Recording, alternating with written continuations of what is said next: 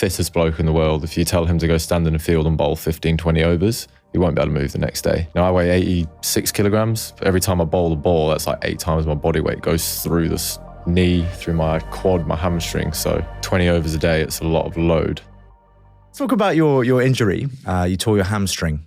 Did any part of you think that could be career ending? No.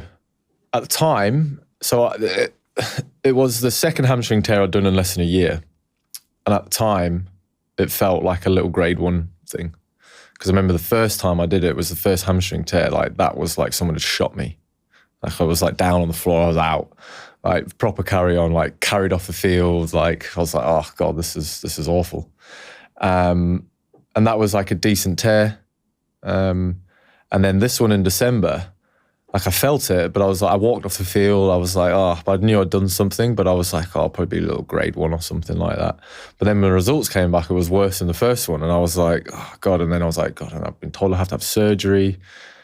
And then I remember speaking to the doctor on the phone about it, just saying like, this one's worse, but why does it feel like it's nowhere near as bad pain-wise than the first one? He was like, well, like the first one, you would have torn your hamstring and, you know, you would have like gone through some nerves. So like if you lose 30% of your nerves or whatever it was, you know, it's 30% less pain. And I was like, oh, that's why you're a doctor. Like, it makes complete sense. But yeah, it's like I had to have surgery on this one because the second time I'd done it. Surgery allows you to have like a lesser chance of doing it again.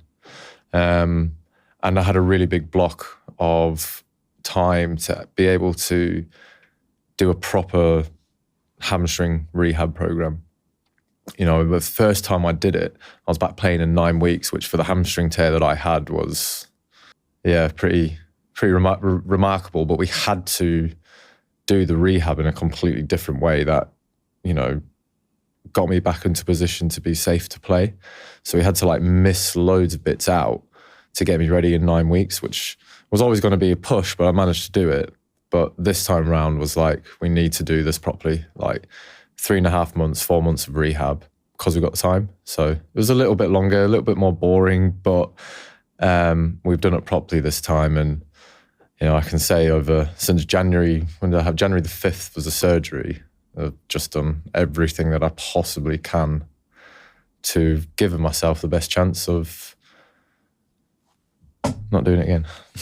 Sleep is the most impactful and natural performance-enhancing tool at our disposal. Without it, my body would simply not be able to recover and repair itself after I go for a run or a workout. It is essential to maintaining and enhancing our well-being. With Whoop, I'm able to track my sleep every single night and how it affects the type of activities I choose to do the following day. Think of sleep as your bank balance.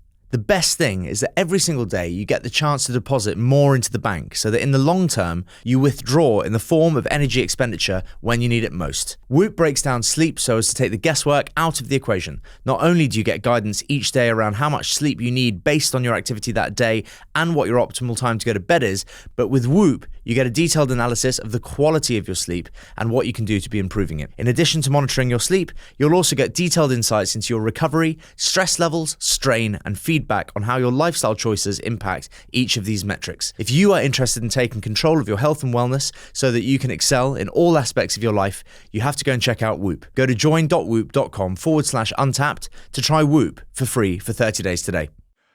In terms of being a top-tier cricketer, what does the training look like? So can you take me through a kind of routine? How do you stay in the kind of shape that you're in? Is there a lot of mobility, stretching? Is there lots of weightlifting? Do you run? You know, how do you stay in peak physical condition, and how important is it to be in that condition? Yeah, look, I think like there's so many different professional sports, and all these different professional sports require different training methods, require different modes of movement, whatever it may be. You know, the way that we train will be completely different to rugby, football, tennis, all that kind of stuff, because it's just all different movements. Yes, there is some similarity between them, but it is completely different to when we have to come to execute our skills. You know, like cricket gets a rep of being, you just stand in the field all day. Like, you don't have to be fit to do that. Like, you give someone who's never played cricket, like the fittest bloke in the world, if you tell him to go stand in the field and bowl 15, 20 overs, he won't be able to move the next day. But we've just accustomed our bodies to be able to do that because of the training that we do, not only with our skill work, but also in the gym. You know, like for me now, massively, my gym work is about, you know, all the bits that need to be strong, or certain movements, or certain, you know, areas of my body that has extensive load throughout the day. We need to keep on top of that. So, you know, there's a lot of like hamstring work, a lot of quad work, calf work, like isometric stuff in terms of load, because, you know, I weigh 86 kilograms. Every time I bowl the ball, that's like 8 times my body weight goes through the knee, through my quad, my hamstring. So, you know, you do that 20 overs a day, it's a lot of load. 8 times the load? Yeah, 8 times your body weight goes through your front leg when you bowl. So, when you bowl, not when I bowl, I don't. Well, no, like, yeah. Yeah. Like anyone, that's what it's like. 8, every time you like land on that front foot, you know, 6 times, 6 balls is an over. So yeah, 8 times every ball. You're a fast medium bowler, but you bowl at 90 plus miles an hour. I used to bowl at 90 when I was a bit younger. So, so that would have been fast bowling. Yeah. Okay. Good.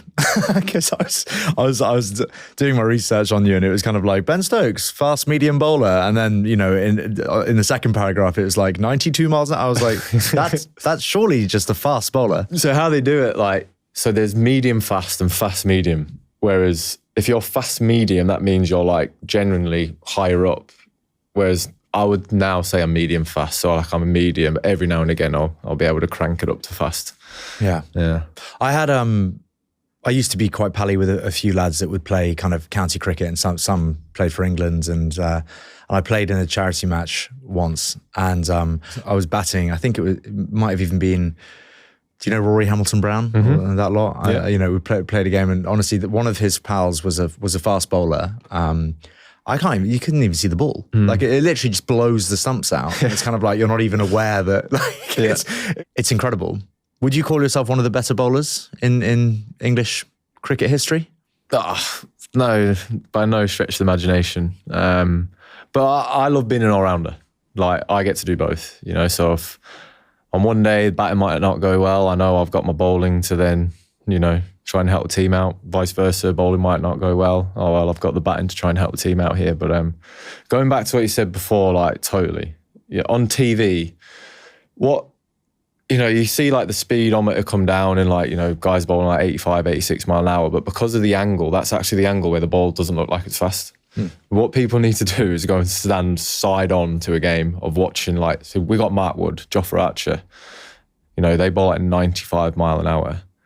You know, and then you look side on, and then you look at where the slip cordon of the keeper is. They're like 30 yards further back from when they let the ball go. Like, it's absolutely rapid.